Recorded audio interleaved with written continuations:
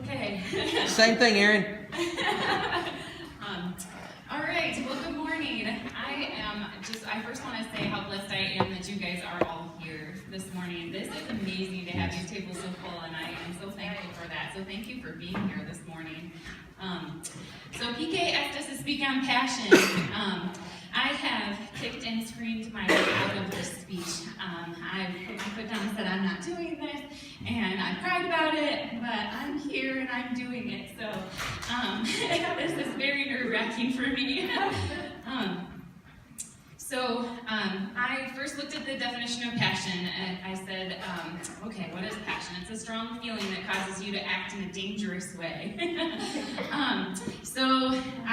I probably could ask Joe. He's not here this morning because Avery was growing up last night, so he's home with her.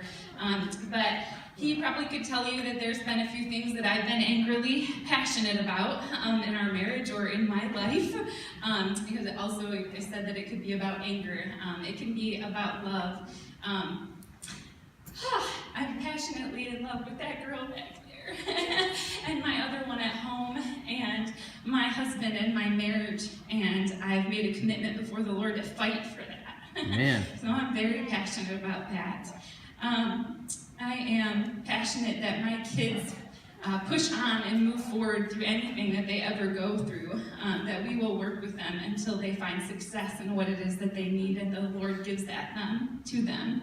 I am also very passionate about Giordano's Pizza. Woo! Glory! That is the best pizza on the earth. I felt the anointing. Some other things I'm passionate about, my pajama pants and sleep, and the Outer Banks vacation that I take every year. Those are very wonderful, passionate things. Passion is also a strong liking or desire for devotion to some activity, object, or concept. So I asked permission that I could say this. You would think that I'm very passionate about children's ministry. However, I'm not very passionate about children's ministry. That is a very hard statement for me to stand here before you and say as the children's director downstairs. But these are some things that I am passionate about that link me into the children's ministry. I have a couple scriptures for you. One is Joshua 22:5. It says, be very careful to keep the commandment and the law that Moses, the servant of the Lord, gave to you, to love the Lord your God, to walk in obedience to him, to keep his commands, to hold fast to him, and to serve him with all of your heart and with all of your soul. Jamie confirmed that last night. 1 Chronicles 28:9. I want to say ... 9. And you, my son Solomon, acknowledge the God of your father, and you serve him with wholehearted devotion and with a willing mind, for the Lord searches every heart and understands every desire and every thought. If you seek him, he will be found by you, but if you forsake him, he will reject you forever. When I married Joe, or when I was dating Joe, he didn't grow up in a Christian home. He had a love for God, but he didn't grow up in a Christian home. And the things that I told him that I learned because I grew up on a pew was that we will go to church every Sunday when we can, that we'll be here, and that we will bring our children up to know Jesus and to love the Lord as well. And we will also serve the church. That was not something that we did when I was a child, but I became passionate about serving the Lord. And I've drugged Joe through some very interesting experiences serving in the church.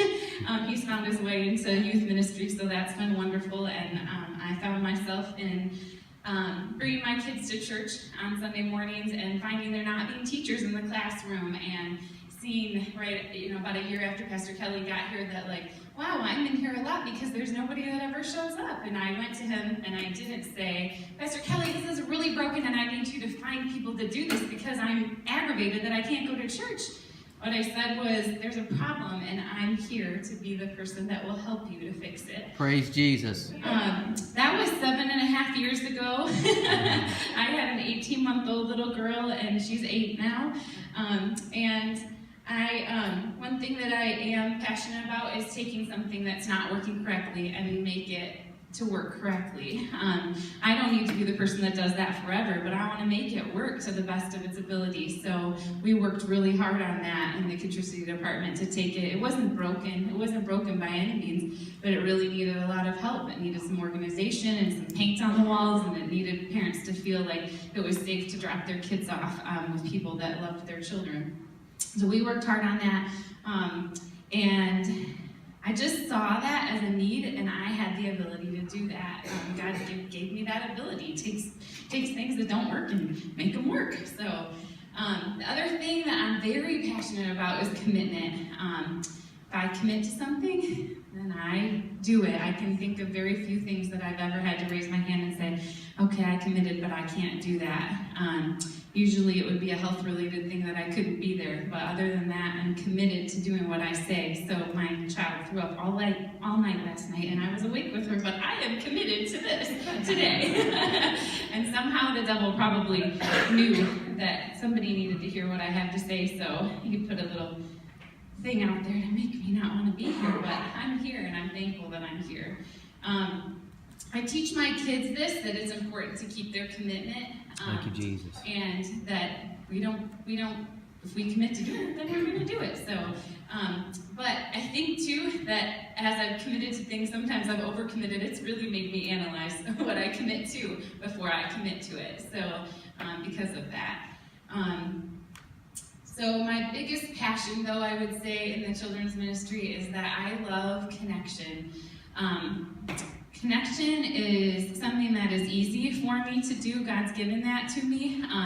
We connected right into the Decro small group, like 15 years ago. And Brooke Salachi was like 3 or something, and Caleb Wolf was as well. And we committed to it, and a lot of times a lot of people wouldn't show up, and so it would just end up being the Decros and us, and we committed. We were there.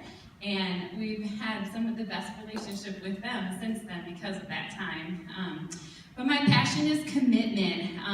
I love being here on Sunday mornings. I love looking into people's lives and seeing what's going on. I don't ask how you are and not read your response. I think it's really important to be able to see into people, to be able to see their response to me, and to be able to follow up on that if I feel like their response wasn't what I expect it to be.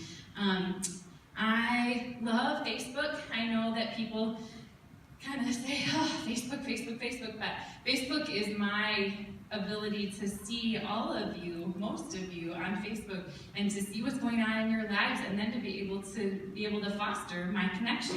When I see you, I can say, hey, you were in Florida, weren't you? Or hey, how was that run that you did? Or, why are you waking up at 3:50 in the morning to exercise? Holy cow! Yes, those are the things that allows me to do. But I really like Facebook. Now I would say this, it has to be used in the right capacity. So I have rules, which goes along with another thing about me is that I'm a rule follower. So if you know Lori Harris, she follows the rules. I follow all the rules all the time, probably to my detriment at some point, but I feel like I've never gotten in trouble by following the rules. So, it's a good thing.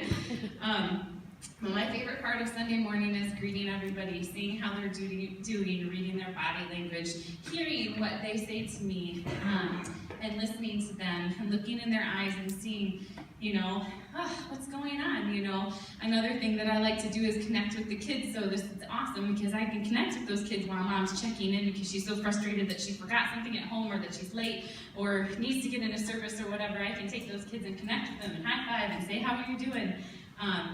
I also love a challenge, so right now my challenge is a little bit of Isabel Clark because she won't talk to me, but she will get there. We will.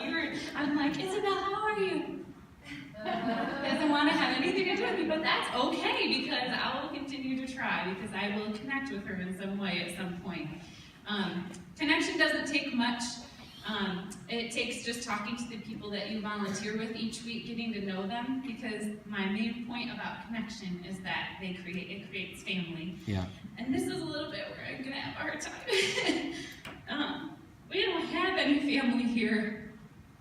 So we came here 16 years ago all on our own after we graduated from college, and we don't have anybody, and you are my family. You people that I come to church with, that I connect with, you guys are who I go to ask for prayer, to tell you what I'm struggling with, or to see every week and be excited about. And that's why I'm so thankful that you're here today, because I appreciate that you guys would come and listen to what I have to say. But you're my family. And so I thank you for that. And that's why I'm passionate about connection, because the chances are that if you need something, there's somebody else in this room that can help you with that need. And if you have an ability, you can give your ability to somebody in this room who needs it. Amen. But you would never know if you didn't connect. Creating connection doesn't take much except taking the step to create the connection. So what small step can you take to connect and help someone else connect? Amen.